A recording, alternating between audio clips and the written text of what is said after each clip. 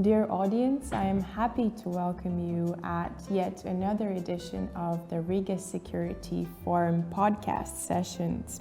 My name is Elizabete, and on behalf of the Latvian Institute of International Affairs, I welcome you today. Me and my very honorable guest are going to discuss a topic on women, peace and security agenda and current international crises.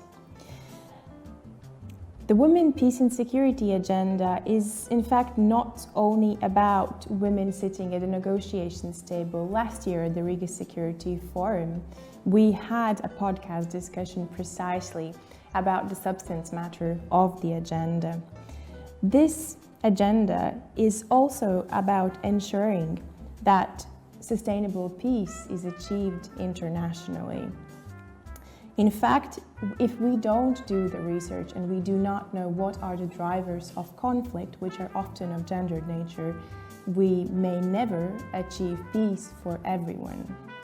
Despite the heightened visibility of the Women, Peace and Security agenda that we saw last year when we celebrated the 20th anniversary of the agenda, we still have not seen enough attention to the agenda from everyone. In fact, very often it is connected to women's issues, whereas we should see more engagement from men. We also see that women are very rarely participating in negotiations of peace and conflict resolution processes. Now, taking all this into consideration, I have engaged an expert on the issue, Kristine St-Pierre, who is also the Women, Peace and Security Group.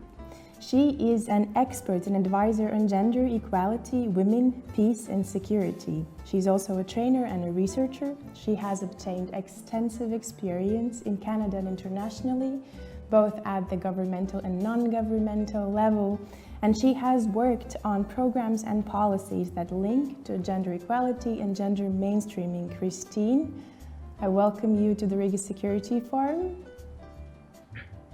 Thank you very much for having me. Of course. Now, to start with, as I briefly introduced the agenda, I wanted to ask you to perhaps introduce the United Nations Security Council Resolution 1325, which indeed last year celebrated its 20th anniversary, and tell us what has been the progress of the agenda and what are the next steps for the international community. Thank you, Elizabete. So certainly, thank you very much for having me, and that's a very big question. So reflecting on 20 years now, 21 years, I think it's important, as you mentioned, to kind of go back a little bit to the beginning and just briefly talk about why this resolution and why this agenda is so important and was so important when it came about in 2000. And so Resolution 1325, which was this first resolution adopted unanimously in the Security Council in the year 2000. And it was seen as this landmark resolution because it was the first resolution to really recognize the disproportionate impact of war on women, as well as the importance of women's work and leadership in conflict prevention and peace building. But as you also alluded to, it's not just about inserting women in current processes. It's not just about, and you know, some of you may have heard of that phrase before, but it's not just about making war safer for women, but it's about that transformative agenda. And as you alluded to, you know, bringing women to the table, but it's really about changing that table and changing our understanding of peace and security and what peace and security means for diverse individuals that can then lead to sustainable peace. And so, Resolution 1325, that first resolution, was regarded as one of the most influential documents in establishing the legitimacy of addressing women's and gender issues in the area of peace and security. And the resolution provides that framework that makes pursuing gender equality relevant to every conflict-related action, and that could range from mine clearance to elections to security sector reform. And so also the one point that I want to mention too is that the resolution 1325 and what we have today in terms of this women, peace and security agenda is the product of more than a century of international women's peace activism. And so there's a long history of activism in terms of women's rights that have led to that year 2000 and that resolution. And now, 21 years later, that agenda. And so when we talk about the women, peace and security agenda, what does that mean? So it's an agenda that explicitly links the security of women to the security of nations, to the security of countries. And it asks us to rethink what security means and what security that benefits all. And so not just in terms of militarized security, but in terms of human security and in terms of how can we achieve that sustainable peace. It also talks about certainly the participation of women as part of these processes, the representation of women. It calls for understanding violence against women as a continuum, that violence of women that occurs in a non-conflict situation, but certainly is exacerbated in a conflict situation. And then it talks about the protection of women's rights in conflict and post-conflict situations. So really at its core, it's this intention to be transformative. In terms of achievements, and I do want to mention that there have been achievements. It has been 20 years. 21 years. So we have now 10 resolutions, and those resolutions are what make up what we call the Women, Peace and Security Agenda. And that framework for understanding conflict and conflict resolution. And so it's clear that some progress have been made. And these 10 resolutions really help in refining that first resolution and refining what we mean by mainstreaming gender as part of conflict prevention and conflict resolution. What do we mean by protecting women's rights and involving women's organizations and listening to women's perspectives? There are also right now 98 member states that have national action plans, and you mentioned Latvia is on its first national action plan. So 98 member states that have either their first, second, or third national action plan, which are plans that take these resolutions and try to figure out how countries will implement those various pillars as part of, in many cases, as part of their foreign policy, but also increasingly as part of domestic policy. And there's been also, important developments in terms of at the UN level, in terms of training and policy development. And certainly calling for greater participation of women as part of peacekeeping operations and things like that.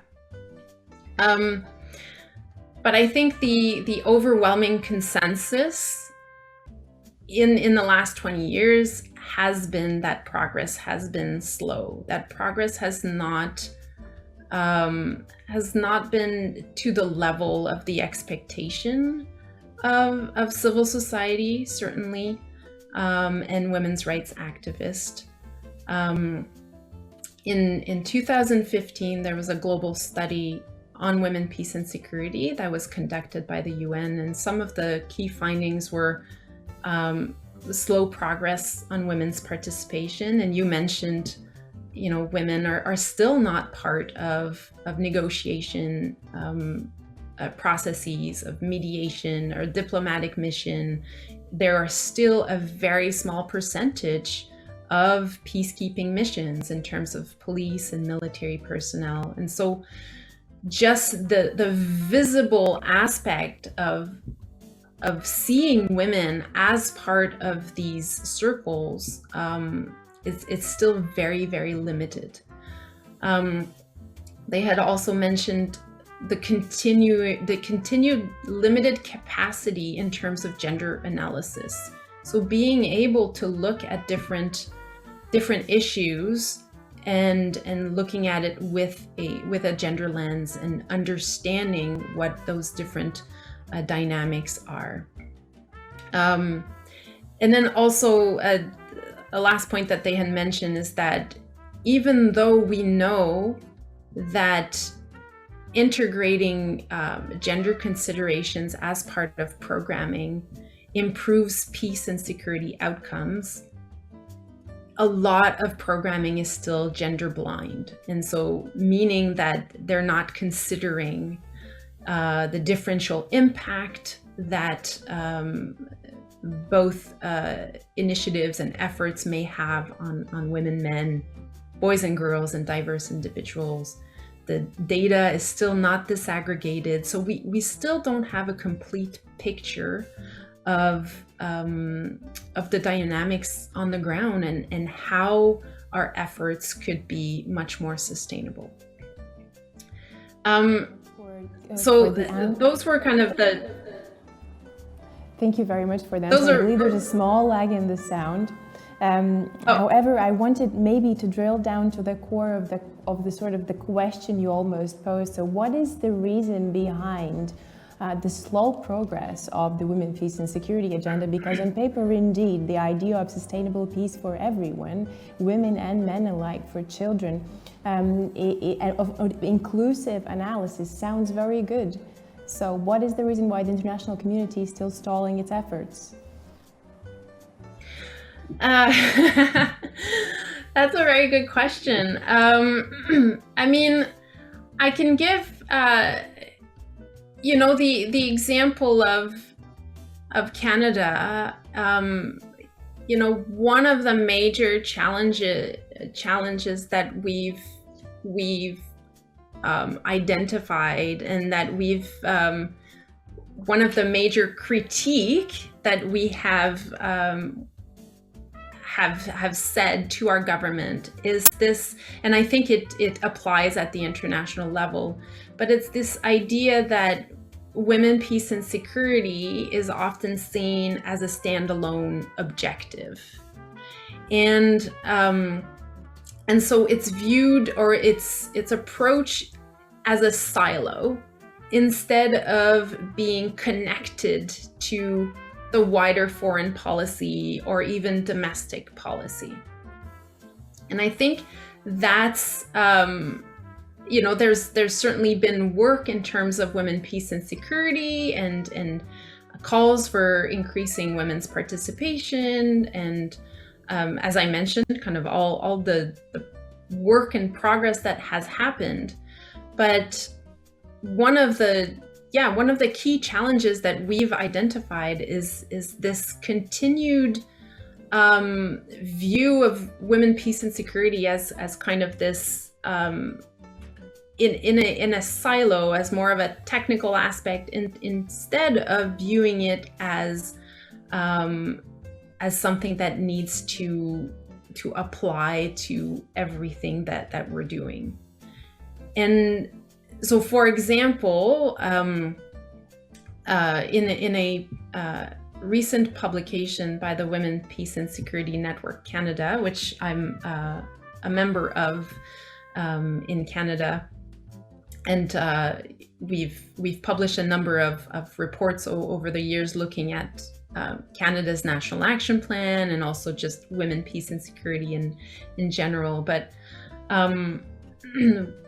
this was highlighted by colleagues Rita Morbia and Bill Fairbairn at Inter Paris, and what they said was that women peace and security considerations should have primacy in cases where there is a clash with other issues.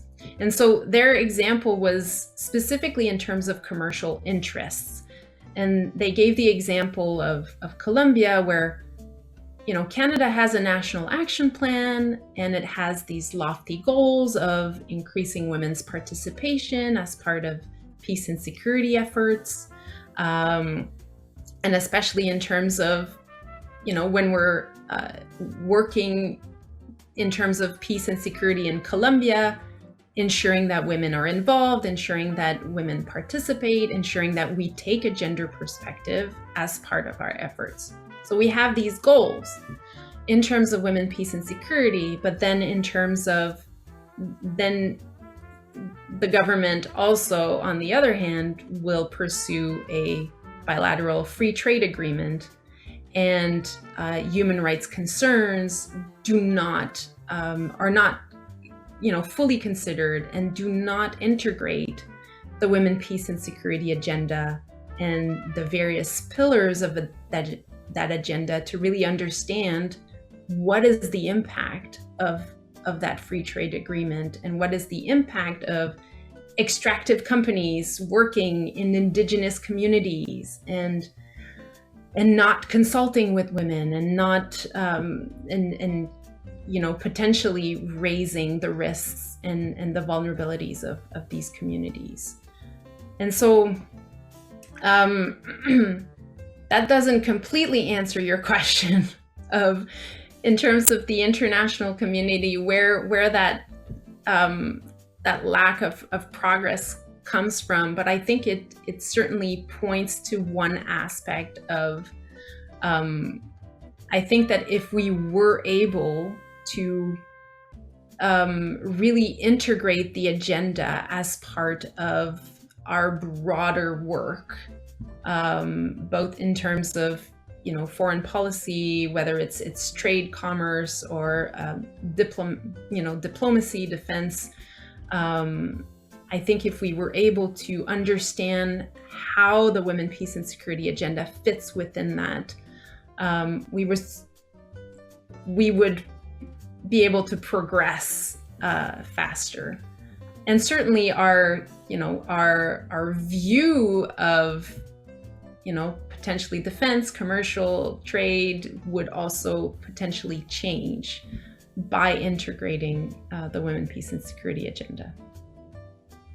I think sort of what you're already alluding to is kind of the ability to see how gender mainstreaming fits into the national policy making agenda. And I believe that the term itself, gender mainstreaming, is not entirely understood. It is employed in different ways. Even on the EU level, we see that equality between men and women is kind of used interchangeably with gender mainstreaming, whereas gender mainstreaming engages a myriad of different tools and practices which can be concretely employed in all sectors of state governance, including security. And I want to come to another overarching phenomenon, which of course is present globally. In particular, I want to speak about COVID-19 now. The United Nations, European Union, and other international organizations, also states nationally, have tracked the disproportionate effect that COVID-19 has left on women, children, and people in vulnerable situations. Now, could you maybe comment how COVID and the international pandemic has affected the women, peace and security agenda and its possible internationally and on a national level? Well, Well, certainly, as you mentioned, what really came out of the, especially in the initial months, but also the research and the evidence that has come out in terms of the impact of COVID-19 and the pandemic, is that there's been a compounding effect on women, but also it has also certainly exposed significant disparities within the current system, and it revealed that our current practices cannot continue as is. And so there's, we've seen that the pandemic has particularly affected racially, socially, economically marginalized groups, but also in terms of, looking specifically at women, and just to give a few examples of that impact, but certainly, women's loss of employment, the declining rates in labor force participation, unequal unpaid care burdens have increased. So there's been, a lot of research and evidence showing that women have taken on that increased unpaid care, both in terms of caring for children or household work, or even, doing the education. There's certainly reports that show that domestic violence has increased worldwide by 30% since the beginning, and it's referred to as the shadow pandemic of domestic and intimate partner violence, because of the measures that were put in place, certainly at the beginning of the pandemic, in terms of lockdowns and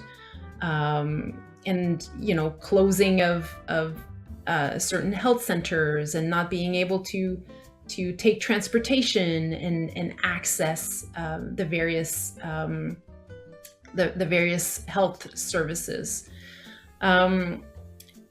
I think what we saw too is that, we saw the evidence of the impact on women and marginalized groups, but at the same time, we didn't see the increase, or we didn't see women's inclusion as part of policy and planning processes. So women were, we saw the disproportionate impact that the pandemic was having on women, but it didn't match in terms of their inclusion and listening to their voices and listening to their perspectives, in terms of how can we ensure that our response to COVID-19 really responds to the needs of those that have been most affected.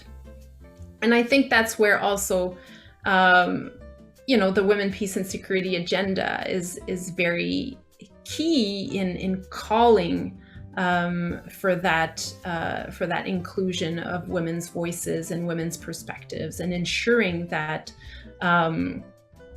we rethink how we address our responses to the pandemic.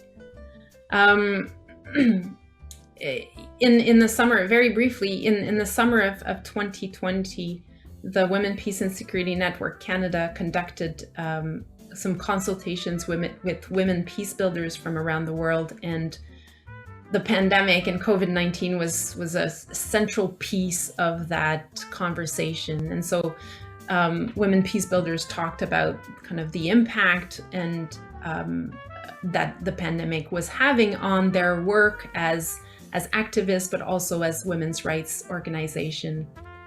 And one of the participants, Mavic Cabrera-Belleza, from the Global Network of Women Peace Builders in New York, she said, "Peace cannot be a casualty of COVID." And I think what happened certainly at the beginning of the pandemic, but in that first year, is that, you had everybody kind of, donors and the international community focusing on the response to COVID-19. And so you saw funding being redirected to COVID-19 efforts and COVID-19 response efforts. But in doing so, women's rights organizations and activists were left with, they were told, well, you need to focus on COVID-19 response if you want some funding. You will not be receiving your normal funding to continue your work on gender equality, on justice, on equity. But what really came out of those discussions is that women, peace, and security, again, needs to be brought in to that response, or the response to COVID-19 needs to be part of our continued work on women, peace, and security. It cannot be, again, siloed. It cannot be two competing priorities. We need to, continue to fund, to work with women's rights organizations that are doing the work on the ground, and ensure that, as part of what they're doing, they can respond to the COVID-19, respond to the pandemic, but certainly as part, we need to continue that work on women, peace, and security first and foremost. It can't be put aside for a moment, and obviously understanding that the pandemic is extremely important, and we need to, as an emergency, we need to focus on it. But as Mavic mentioned, the work that we have been doing for the past 21 years on peace and security cannot be that casualty of COVID. Thank you very much for the response. And I think from my perspective, I can add that I believe there has been another overspill of COVID, especially in Eastern Europe. There has been heightened importance and attention that has been paid to issues that relate to gender equality and gender mainstreaming.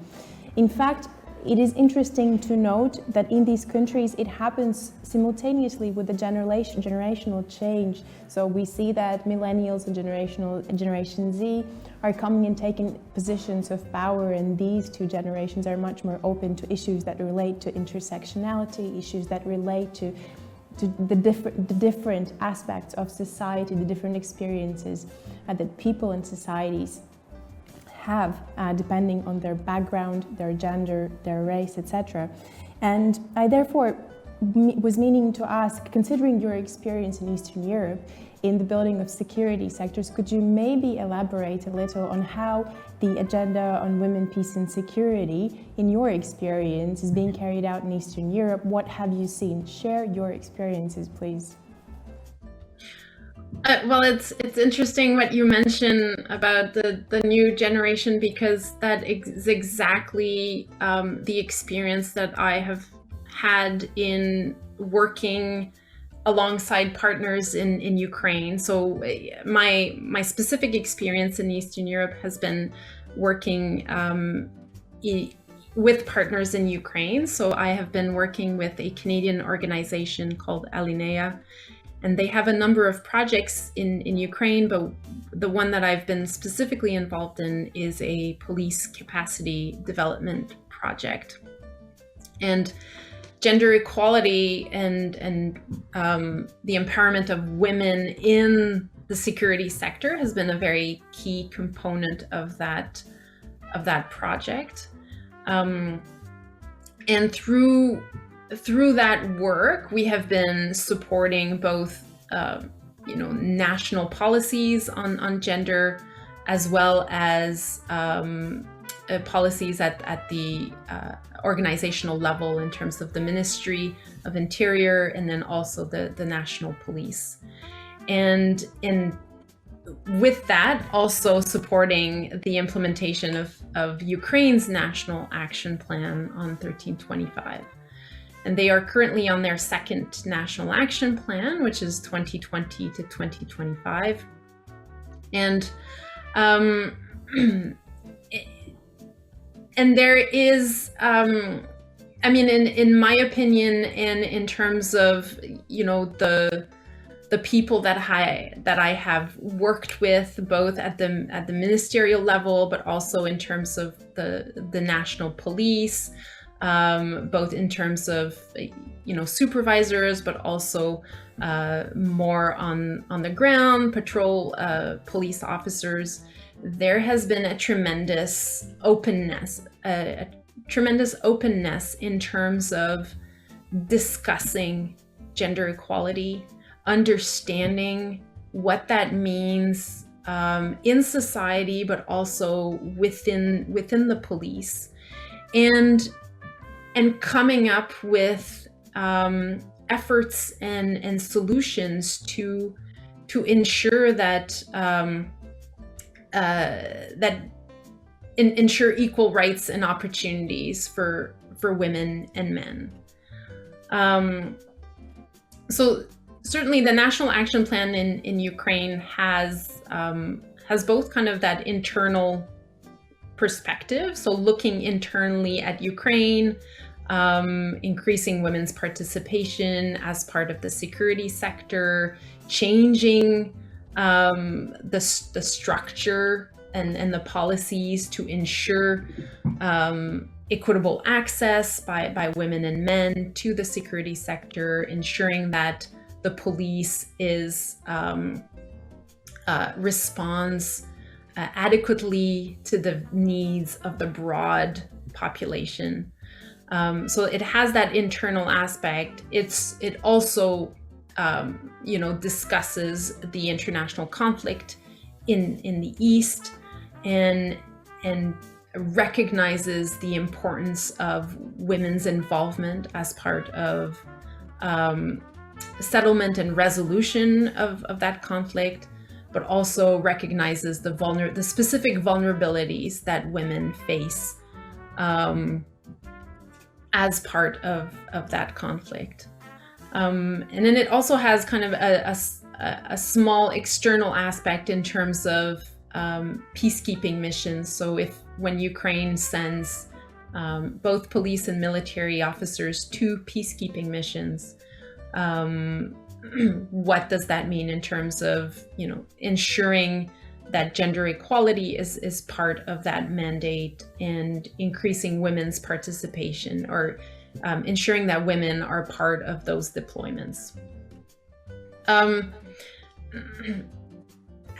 I think, for me, the important part is saying that especially in the last 6 years, there have been, important developments, incredible efforts that have been done, especially in terms of the Ministry of Interior, where I am most familiar.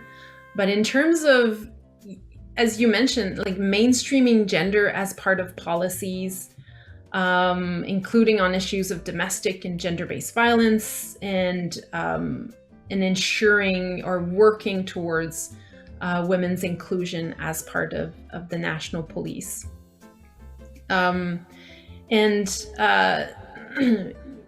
I think the real important part is the role that the National Action Plan is playing in supporting those efforts and in guiding those efforts. And different agencies have come up with their own action plan to implement that National Action Plan. And so the Ministry of Interior have their own action plan, which includes the National Police. And, for example, they've just completed a gender audit of the ministry, looking at kind of the laws and the regulations, and what are the barriers to women's access to the police, but also their progression in terms of the career. What are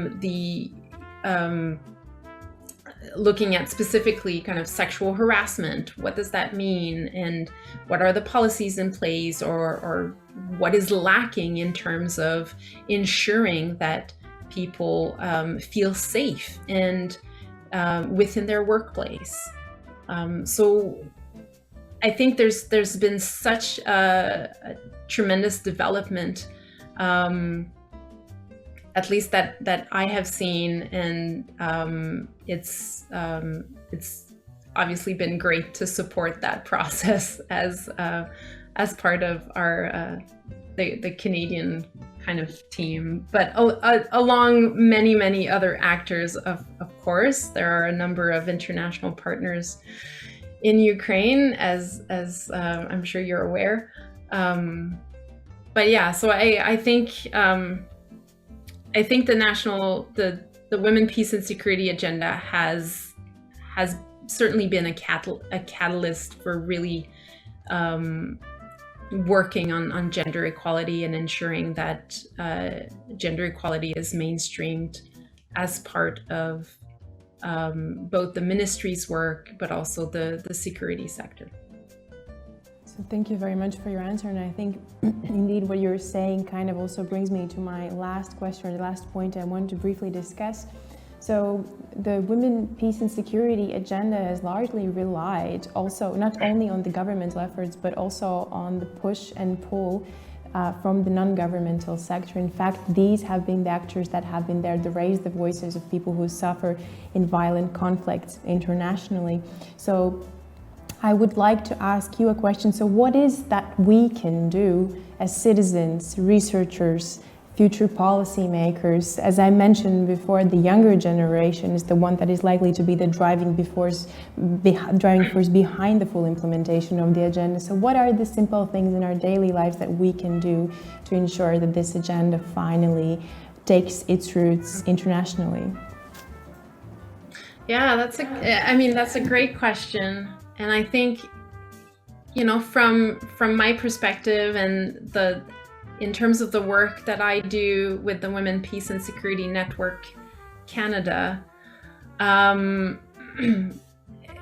certainly, I think there's two things. Continuing to push the government. We monitor their efforts and we push them to take action.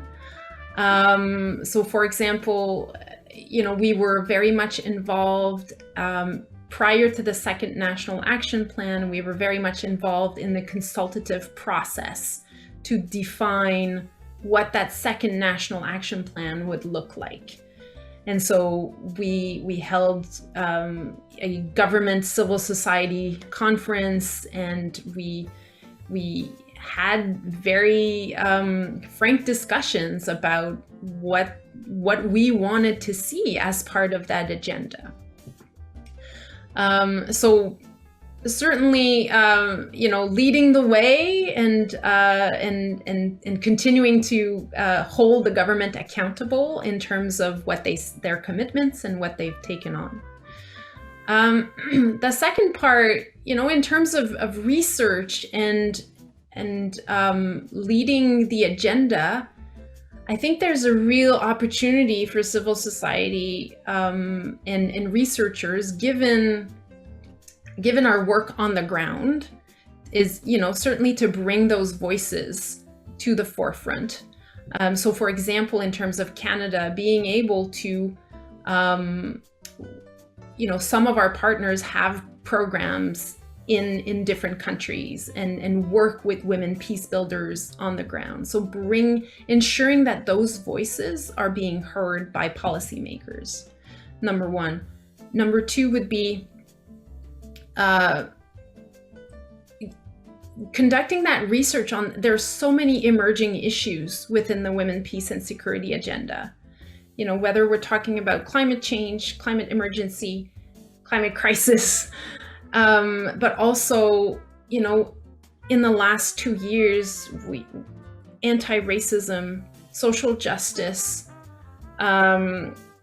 dismantling white supremacy, dismantling systemic racism. What does that look like within the context of women, peace, and security? How do those things connect? I think there's a really big opportunity for researchers and academics and civil society to look at that and provide that kind of that leading thinking on how governments should be approaching that. And then maybe a final point would be there, especially in Canada, but I think also around the world, there's been a tremendous push to, I'll say, domesticate or internalize the women, peace, and security agenda. So for example, for Canada, our national action plans are very external. So they're really about our foreign policy, what we do to other countries, or how we interact as part of our foreign policy. But for a number of years, we have said, women, peace, and security is also incredibly relevant to what is happening inside Canada. Whether we're talking about, truth and reconciliation with Indigenous peoples, missing and murdered Aboriginal women, police violence against marginalized communities, or even how, working with asylum seekers, refugees, newcomers to Canada, trafficked women. There's a whole list of things, issues and themes that the women, peace, and security agenda applies to within Canada. And I think for us, that's been a point of advocacy in terms of what we've been kind of pushing the government to do and take action on. So that would be another, that might be a bit more specific to Canada, but I think that's also where civil society and researchers can have a really big impact, is looking at their specific issues within their own countries and really pushing that with their government, with their policymakers. Maybe a final point, women, peace, and security is a very specific agenda. And not, the public at large is often not privy to those conversations and may not have a sense of, these resolutions and what is this agenda and things like that. And so I think there's an important part, on behalf of the government, but also on behalf of civil society to ensure that the public at large have knowledge or have an understanding of what that means and how that relates to them. And in doing so, then there, perhaps we come back to that point of why hasn't there been, enough progress? And perhaps that's, part of it is that we don't, we haven't kind of really disseminated to the larger public at large. And so I think there's some really important connections to be made. And it would be really important for the broader public to have an understanding of the importance of this agenda, and also how working on it can really help everyone. Indeed, thank you very, very much. And I think we come back to the point of sustainable peace for everybody. And by this, I do not only mean the absence of war. By this, I really mean a life where everybody's needs and concerns are taken into consideration. And this is also, I think, kind of the message that I want to once again reiterate to our audience. Thank you very, very much, Kristine, for your time to participate in Riga Security Forum. This has been an incredibly relevant and indeed novel discussion. And dear audience, thank you very much for listening, and we will see you next year once again to discuss the issues of women, peace, and security.